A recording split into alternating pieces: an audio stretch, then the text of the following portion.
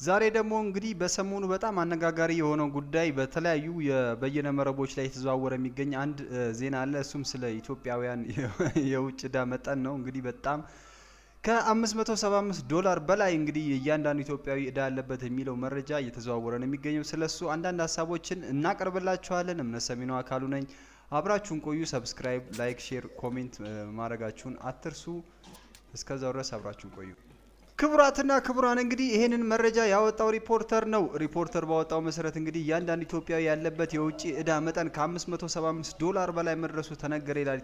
እያንዳንዱ ኢትዮጵያዊ ያለበት የውጭ ዕዳ መጠን እንግዲህ 575.6 ዶላር መድረሱን የኢትዮጵያ ኢኮኖሚክስ አሶሲዬሽን ባወጣው ሪፖርት ገልጿል። እንግዲህ በጣም ያሳዝናል። አሶሲዬሽኑ የአገሪቱን ከ2021 እስከ 2023 የኢኮኖሚ አፈጻጸም አስመልክቶ ግንቦት 14 ቀን 2017 ዓ.ም ባወጣው ሪፖርት ኢትዮጵያ እንደ ኤሮፓያን አቆጣጠር እስከ 2023 ድረስ ያለባት የብድር መጠን 62.5 ቢሊዮን ዶላር መድረሱንና እያንዳንዱ ኢትዮጵያዊም የተጠቀሰው መጠን የውጭ ዕዳ እንዳለበት ጠቁሟል። የብድር ጫናው እንዲበዛ ካደረጉ ምክንያቶች መካከል የመንግስት ወጪ አስተዳደር አቅም ማነስ፣ የፕሮጀክቶች አፈጻጸም ደካማነት፣ ኢኮኖሚውን ሊደግፉ የሚችሉ ፕሮጀክቶችን አለማስፋፋት፣ የውጭ ንግድ መቀዛቀዝና የማምረት አቅም እየቀነሰ መምጣት ዋነኞቹ እንደሆኑ በሪፖርቱ እንግዲህ የተጠቀሰ ጉዳይ። እንግዲህ በጣም የሚገርማችሁ ነገር እዚህ ሀሳብ ላይ በሚዘዋወርበት ጉዳይ ይሄ ሀሳብ ብዙ ሰዎች አስተያየታቸውን ሰጥተዋል። እንግዲህ አንዳንዶቹ እኔ ቶሎ ኮፍዬ ልገላገል ያው የምልክበትን አካውንት ላክልኝ እያሉ ፈን እያደረጉ ነው፣ እየቀለዱ ነው ያሉት። እንግዲህ ደግሞ ይህንን በ150 አባዙትም ያለ ሰው አለ። እንግዲህ ያስቡት። አጠቃላይ እንግዲህ ያለውን ብዙ ሀሳቦችን እየገለጹ ይገኛሉ። ኢትዮጵያኖች ብዙ ያልተረዱት ነገር አለ።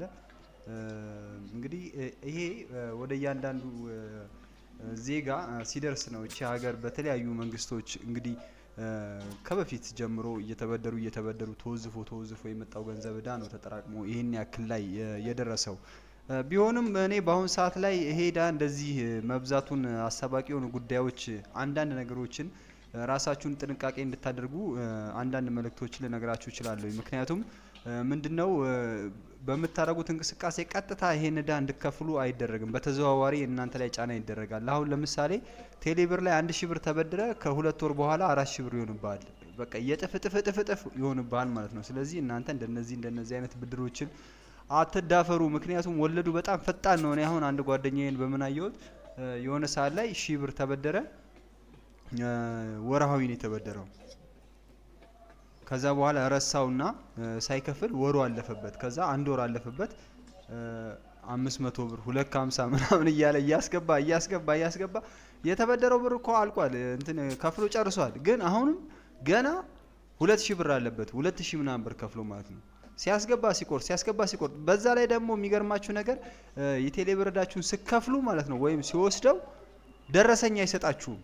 ዝም ብሎ ነው የሚወስደው። ለምሳሌ አንድ ሰው የቴሌብር ዕዳ ካለበት ሌላ ሰው ትራንስፈር ካደረገለት ብር አየር ላይ ነው የሚቆርጠው ማለት ነው። አየር ላይ ቆርጠዋል፣ ከዳችሁ ላይ ተቀናሽ ሆኗል የሚል መልእክት ይልክላችኋል እንጂ ደረሰኛ አይሰጣችሁም። እንግዲህ እናንተ ከእንደነዚህ አይነት አጓጉል ብድሮች ራሳችሁን ጠብቁ። ምክንያቱም ባለዕዳ ነው የሚያደርጋችሁ። አገሪቷ እንዳለ በዕዳ ውስጥ እየተዘፈቀች ያለች መሆኗን እንግዲህ ማሳያ እያየን ነው። ስለዚህ እናንተ ትንሽ ነገር በተበደራችሁ መጠን እጥፉን አድርጎ ማለት ነው በቃ ሙሉ መሰረታዊ ነገራችሁን ነው የሚያናጋባችሁ። ስለዚህ ካላስፈላጊ ብድሮች እንደዚህ ተጠቀሙ፣ እንደዚህ ብድሩ ሰዱ። በዚህ በኩል ከዳሽን ባንክ ጋር በመተባበር የሲንቄ ባንክ ገለመኔ፣ ንግድ ባንክም አለበት፣ ኑ ተበደሩ፣ ቀላል ያለ ዋስትና ያለ ማያዣ ምናምን ገለመኔ የሚባለው ታሪክ እንግዲህ እነዚህን ዕዳዎች ለመክፈል ህብረተሰቡ ላይ ከሚደረጉ ጫናዎች መካከል ስለሆኑ ራሳችሁን ካላስፈላጊ ብድር እንድጠብቁ። ምክንያቱም እነዚህ ዲጂታል ብድሮች እናንተን አላስፈላጊ የሆነ ኪሳራ ውስጥ ነው የሚከታቸው። አላስፈላጊ የመጨረሻ የእውነቴን ነው የምላችሁ፣ ከፍላችሁ ራሱ አጨርሱትም።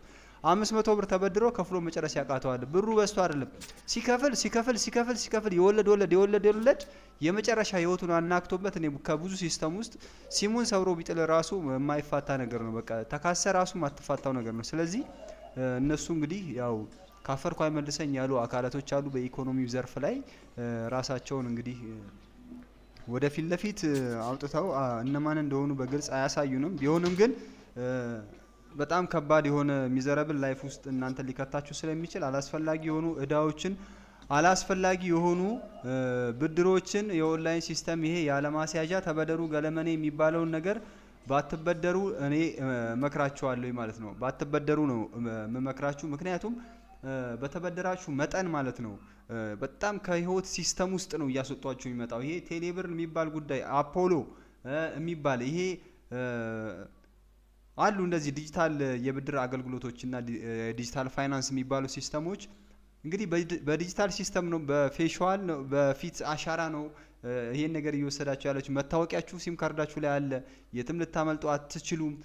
ላምልጥም ብትሉ ጊዜ ጠብቆ የሆነ ሰዓት ላይ እነዚህ ትላልቅ ባለሀብቶች አገሪቷን የሚመዘብሩት በሙሉ እዳቸው ይሰረዝላቸዋል። የእናንተ 1000 ብር 100 ብር ይገባል። 1000 ብር የተበደራችሁት 100 ብር ይገባላችሁና ህይወታችሁን መስቀልቅሉን ነው የሚያወጣው። ስለዚህ አላስፈላጊ ከሆኑ ብድሮች ራሳችሁን ጠብቁ።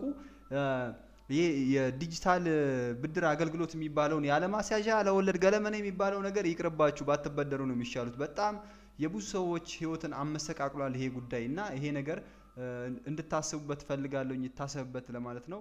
አመሰግናለሁኝ። በዚህ ባነሳነው ሀሳብ ዙሪያ ክቡራትና ክቡራን አስተያየት ሀሳባችሁን ስጡኝ። ይሄ ሀሳብ እኔ ያነሳውላችሁ ሀሳብ እንደ ተጨማሪ ይሄ ቢጨመርበት የምትሉት ካለ ኮሜንት ላይ አሳውቁኝ።